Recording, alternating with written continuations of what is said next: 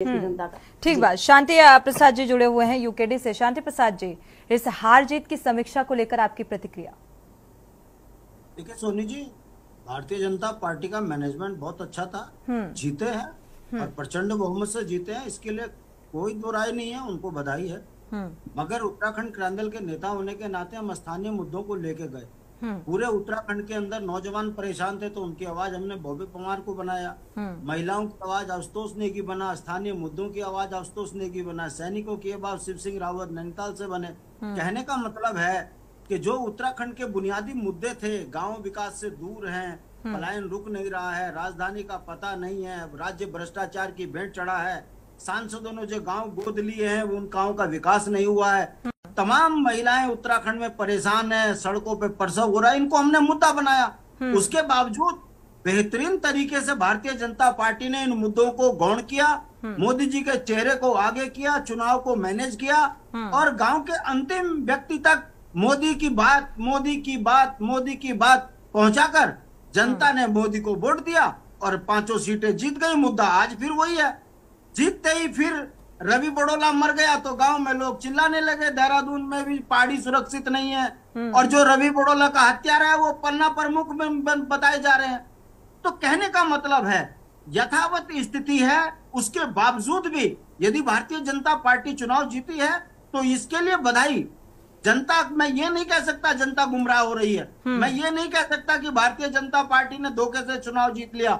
मैं ये जरूर कह सकता हूं कि स्थानीय मुद्दों पर मोदी का चेहरा भारी है, भारतीय जनता पार्टी का मैनेजमेंट अच्छा है और भारतीय जनता पार्टी ने नहीं, भारतीय जनता पार्टी तो क्षेत्रीय मुद्दों को इतनी तवज्जो भी नहीं देती है, अखबारों से लेकर, क्योंकि लोकसभा चुनाव जो है क्षेत्रीय मुद्दों के आधार पर होता भी नहीं है। शांति प्रसाद जी, क्या कहा आपने?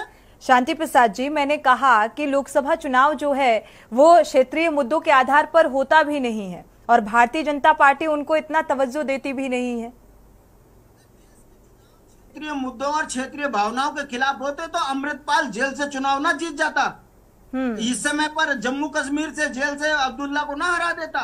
कहने का मतलब है ये बात नहीं है कि क्षेत्रीय मुद्दों की जरूरत नहीं है। आखिर लोकसभा में अब नहीं, जरूरत है, लेकिन उस जरूरत को समझा जाए तब ना। जरूरत है लेकिन उस जरूरत को समझें अगर ये राजनीतिक पार्टियां, तब उस जरूरत वो समझ में आती है। रतनमणि डोभाल जी का रुख करेंगे। रतनमणि डोभाल जी, फिलहाल हार और जीत पर समीक्षा की शुरुआत हो चुकी है। सत्ता पक्ष और विपक्ष दोनों ही मंथन कर रहे हैं। भारतीय जनता पार्टी पहले ही मंथन कर चुकी है और कहां पर बेहतर परफॉर्मेंस नहीं रहा उसको भी खंगालने की कोशिश, खामियों को परखने की कोशिश की जा रही है। मोदी के चेहरे पर क्या ये लोकसभा चुनाव जीता गया, क्या देख पा रहे हैं? देखिए, ये जो हार जीत का समीक्षा, ये दोनों तरफ से जीतते हैं तो उसकी भी समीक्षा होती है बिल्कुल, और जो हारते हैं उसकी तो होती ही होती है। संगठनात्मक उसमें कहाँ रहे, राजनीति उनकी ड्यूटी बनती है। जो संगठन में लोग काम करते हैं उनकी ये वो ड्यूटी में शामिल है उनका कि भाई अगर हो सकता है कि हम ये कमी ना होती और अच्छा कर सकते थे। बिल्कुल, जैसे मैं वो बीजेपी प्रवक्ता बता रहे हैं कि 9 सीटों में हमने लूज किया है विधानसभा की। और मैं ये कह रहा हूं कि कांग्रेस अगर संगठित रूप से चुनाव लड़ रही होती, क्योंकि उसने तो पहले ही हथियार डाल दिए उसके नेताओं ने भी, जैसे वो उनके तो प्रदेश अध्यक्ष इस बात को स्वीकार भी कर रहे हैं, कोई वो छुपा भी नहीं रहे उस बात को। बिल्कुल, तो मैं नहीं समझता कि जो परिणाम आए हैं वो ऐसे ही परिणाम रहते। कम से कम हम ये मान के चल रहे थे और जो रुझान भी था कि अगर हरीश रावत यहाँ पुत्र मोह में नहीं आते हरिद्वार में, तो हरिद्वार को जीता जा सकता था। इसलिए जीता जा सकता कि 5 तो उनके पास सीट जीती हुई थी विधानसभा की। तो शहर में उनका महापौर था जो अभी खत्म हुए हैं और 2 वहां निर्दलीय विधायक भी थे। तो ये इन समीकरणों पे भी संगठन में काम करते हैं। तो ये माना जा रहा था कि अगर हरीश रावत ये खुद लड़ लिए होते उस चुनाव को तो वो नतीजे कुछ और बदल सकते थे। और इसी रूप में ये था, इसलिए मैं ये आपके सामने रख रहा हूं। मैं हल्द्वानी गया था एक बार में और मैंने, लोग मुझे नहीं जानते, मैं लोगों को नहीं जानता, मैंने वैसी चर्चा, कुछ लोग खड़े थे चाय पीते हुए, मैंने कहा कि यहाँ पर क्या स्थिति होगी, चुनाव का समय था, तो वो लोगों का ये कहना था कि अगर यशपाल आर्य आ जाएंगे तो बीजेपी हार जाएगी।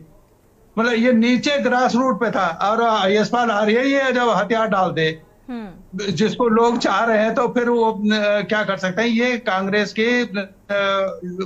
ने लड़ाई नहीं, अगर मैं ईमानदारी से, जो मेरा अनुभव है कि उसने, कुछ लोगों ने जो अपने अपने व्यक्तिगत रूप से कुछ एफर्ट्स किए हैं, जैसे पौड़ी में गोदिया जी ने वो कर लिया, और उसके अलावा बाकी सीट पर तो कोई लड़ता दिखाई नहीं दिया। यहाँ पर हरीश रावत हरिद्वार में अपने लड़खड़ाते रहे, वो चलते रहे। उसके बावजूद भी कांग्रेस में अब ये जो कमेटी बनी है, वो चूंकि उसमें हो रही है, नहीं, वो कमेटी नहीं बनती तो भी समीक्षा होनी थी।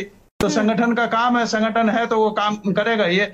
और जैसे भारतीय जनता पार्टी के अभी उसी में देखे ना कि इस कांग्रेस की इस बदतर स्थिति में कहूंगा कि उसने चुनाव लड़ा, इसके बावजूद भारतीय जनता पार्टी ने 9 विधानसभाओं में लूज करा। ये देखे ना, ये हारा कौन है, जीता कौन है। बुरी स्थिति में भी कांग्रेस उनको 9 विधानसभाओं में पछाड़ गई। तो इसका मतलब ये